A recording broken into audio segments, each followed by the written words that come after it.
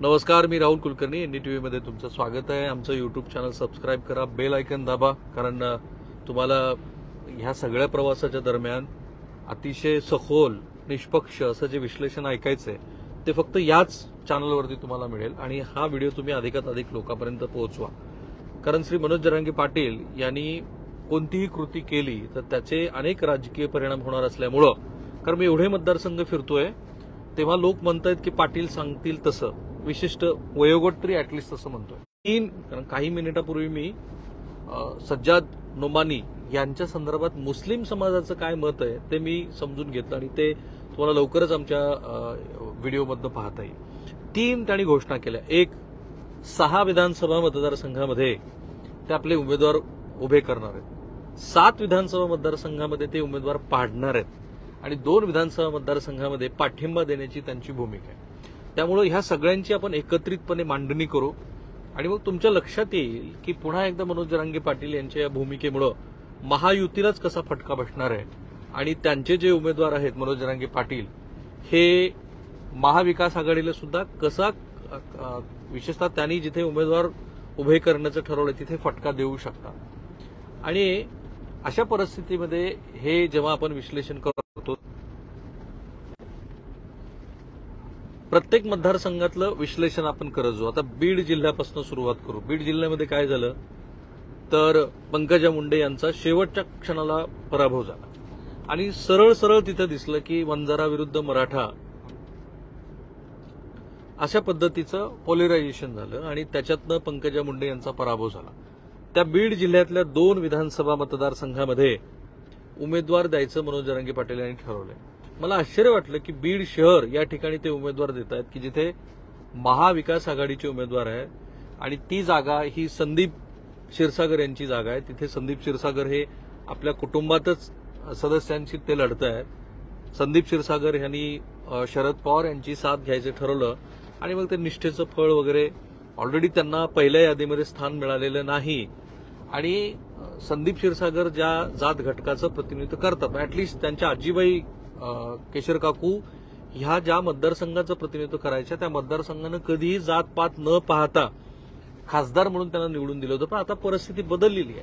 हे तेच बीड शहर आहे की बीड शहरामध्ये जिथे क्षीरसागरांच्या घरावरती हल्ला झाला होता, हा तोच जिल्हा आहे की जिथे प्रकाश सोळंके यांच्या घरावरती हल्ला झाला होता आणि हे तेच मतदारसंघ आहेत की जिथे छगन भुजबळ हे येऊन गेले होते. सो अशा बीड शहर विधानसभा मतदारसंघामध्ये जेव्हा मनोज जरांगे पाटील हे उमेदवार देतील तेव्हा मला शक्यता अशी वाटते उमेदवार असेल तो रेसमध्येच असेल.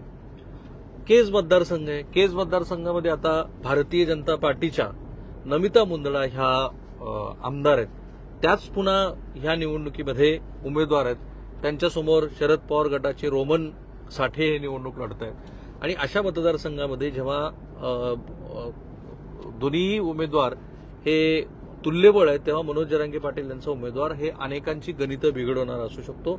इथे विद्यमान आमदार ह्या भारतीय जनता पार्टीच्या आहेत. छत्रपती संभाजीनगर जिल्ह्यातलं फुलंब्री मतदारसंघ, ज्यांची आता राज्यपाल म्हणून नियुक्ती झालेली आहे आणि ज्यांनी अध्यक्षपद पण विधान परिषदेचं भोगलेलं होतं, असे भारतीय जनता पार्टीचं जिथं प्राबल्य आहे असा तो मतदारसंघ आहे फुलंब्री.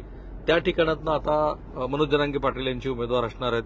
हिंगोली जिल्ह्यातील हिंगोली शहर म्हणजे तिसरा असा विधानसभा मतदारसंघ आहे की जिथे मुटकुळे हे भारतीय जनता पार्टीचे आमदार आहेत सध्याचे, त्यांच्या विरोधामध्ये मनोज जरांगे पाटील यांचा उमेदवार असेल. आणि त्या ठिकाणात म्हणजे मराठवाड्यातल्या बहुतेक मतदारसंघामध्ये जेव्हा भानुदास मुटकुळे हे तिथलं प्रतिनिधित्व करत आहेत तर बहुतेक मतदारसंघामध्ये जो मराठा समाजाच्या आरक्षणाचा मुद्दा आहे तो आरक्षणाबरोबरच आता राजकीय अंगाने खूप पुढे गेलेला आहे आणि आपल्याच समाजाचे उमेदवाराला मतं देऊ अशा पद्धतीचा जनमानस तयार झालेला आहे. त्या आता पुढचा मतदारसंघ जो आहे तो आहे पाथरी. पाथरीमध्ये आत्ताचे काँग्रेस पक्षाचे तिथे सुरेश वरपुडकर हे विद्यमान आमदार आहेत. पुन्हा त्यांनीच तिथे निवडणूक लढवायचं ठरवलंय. म्हणजे महाविकास आघाडीचा हा दुसरा मतदारसंघ आहे. सुरेश वरपुडकर आणि श्री दिवंगत विलासराव देशमुख यांचं खूप सख्य होतं. अनेक वर्ष वरपुडकर हे परभणी जिल्ह्याच्या राजकारणामध्ये मोठं नाव आहे, मोठं प्रस्थ आहे. अशा वरपुडकरांच्या विरोधामध्ये जेव्हा ते स्वतः वरपुडकर हे तुल्यबळ उमेदवार असताना मनोज जरांगे पाटील यांच्या उमेदवाराच्या माध्यमातून परिस्थिती तिथे कशाही पद्धतीनं बदलू शकते. तशी परिस्थिती असणार आहे नांदेड जिल्ह्यातील हदगावमध्ये. श्री अशोक चव्हाण यांनी जेव्हा काँग्रेस पक्षाची साथ सोडली आणि ते भारतीय जनता पार्टीमध्ये आले, त्यानंतर काँग्रेसमधनं आलेली जी मंडळी आहे त्यांच्याबरोबरची ती सगळी मंडळी ही अशा पद्धतीनं काँग्रेस पक्षाच्या साथ सोडून भाजपामध्ये आलेली असताना त्या ठिकाणी जेव्हा ते निवडणूक लढवायचं ठरवत आहेत तर त्याचा अर्थ आपल्याला लक्षात येतो. म्हणजे भारतीय जनता पार्टीचे 4 आणि महाविकास आघाडीचे 2 असं म्हणजे काँग्रेस आणि एक राष्ट्रवादी काँग्रेस असं चित्र दिसतंय. आता खालील मतदारसंघामध्ये म्हणजे ज्याचं विश्लेषण करणार तिथे उमेदवार पाडण्याची त्यांची भूमिका आहे. तेही मतदारसंघ फार इंटरेस्टिंग आहेत. जालना जिल्ह्यातला भोकरदन हा कोणाचा मतदारसंघ आहे? तो आहे संतोष दानवे यांचा. रावसाहेब दानवे यांचा पराभव झाला आहे मनोज जरांगे पाटील यांच्या याच भूमिकेमुळे. आणि अर्थात त्याला वेगवेगळी कारणं पण होती की एकूणच केंद्र सरकारबद्दलची नाराजी आणि मंत्री असताना सुद्धा जे रेल्वे मंत्री राज्यमंत्री आहेत अशा रावसाहेब दानवे यांचा पराभव झाल्यानंतर आता पुन्हा भोकरदनमध्ये त्यांचे चिरंजीव दुसऱ्या वेळेला निवडणुकीच्या रिंगणात असताना संतोष दानवे त्यांच्या विरोधामध्ये उमेदवार पाडण्याची भूमिका मनोज जरांगे पाटील यांनी घेतलेली आहे. त्याचा अर्थ आपल्याला सगळ्याच्या लक्षात येतो. छत्रपती संभाजीनगर जिल्ह्यातलं गंगापूर तिथे सतीश चव्हाण हे निवडणूक लढणार आहेत. तिथं आता विद्यमान आमदार आहेत प्रशांत बंब हे वेगवेगळ्या कारणामुळे राज्यात सतत चर्चेत असतात. तिथं ते उमेदवार पाडण्याची भूमिका घेणार आहेत. सतीश चव्हाण हे विधान परिषदेवरती निवडून आलेले आमदार आहेत. ते अजित पवारांच्या खूप जवळचे मानले जात होते. अशा मतदारसंघातनं आता जर पाडण्याची भूमिका घेतली असेल तर ती भूमिका ही सतीश चव्हाण यांना पूरक आहे. हिंगोली जिल्ह्यातली कळमनुरी तिथे तुम्हाला संतोष बांगर हे आता तिथले विद्यमान आमदार आहेत. त्यांच्या अनेक वादग्रस्त वक्तव्यामुळे ते राज्यात चर्चेत असतात. ते स्वतः ओबीसी समाजाचे आहेत आणि अशा ठिकाणी आता आपला उमेदवार पाडायचं त्यांनी ठरवलेलं असल्यामुळं तिथलंही चित्र हे संतोष बांगर यांच्या विरोधामध्ये जाऊ शकतं. परभणी जिल्ह्यात 2 मतदारसंघ आहेत आणि हे सगळे मतदारसंघ इंटरेस्टिंगली हे महायुतीचेच आहेत. गंगाखेडमध्ये रत्नाकर गुट्टे आहेत. भारतीय जनता पार्टीनं जो रासपला एक मतदारसंघ सोडलाय तो आहे गंगाखेडचा. जिंतूरमधनं मेघना बोर्डीकर ह्या रामप्रसाद बोर्डीकरांच्या कन्या आहेत.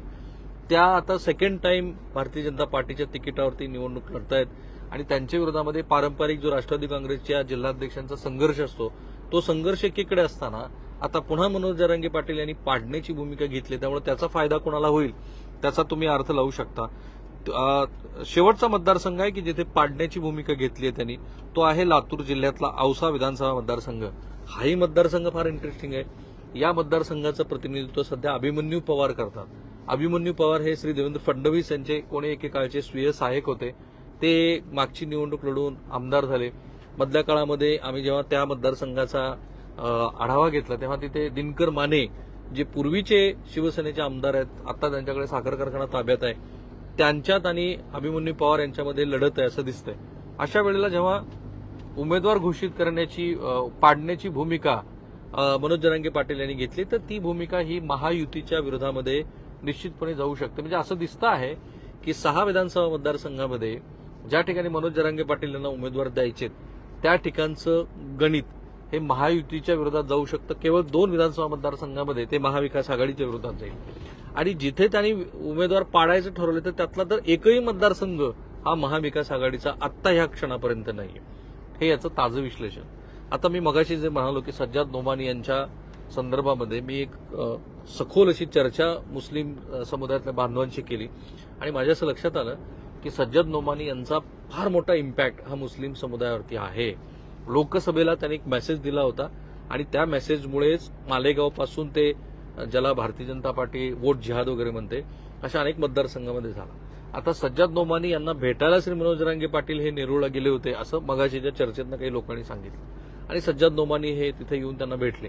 त्यामुळे आता जेव्हा पाडण्याची आणि उमेदवार उभा करण्याची घोषणा मनोज जरांगे पाटील यांनी केली आहे तर त्यातलं हे जे पहिलं पाऊल आहे ते अनेक अर्थाने महाराष्ट्राच्या विधानसभा निवडणुकीवरती परिणाम करणार आहे आणि म्हणून त्यातल्या प्रत्येक गोष्टी त्याचं विश्लेषण आकलन तुम्हाला आमच्यासोबत करून घ्यायची इच्छा असेल.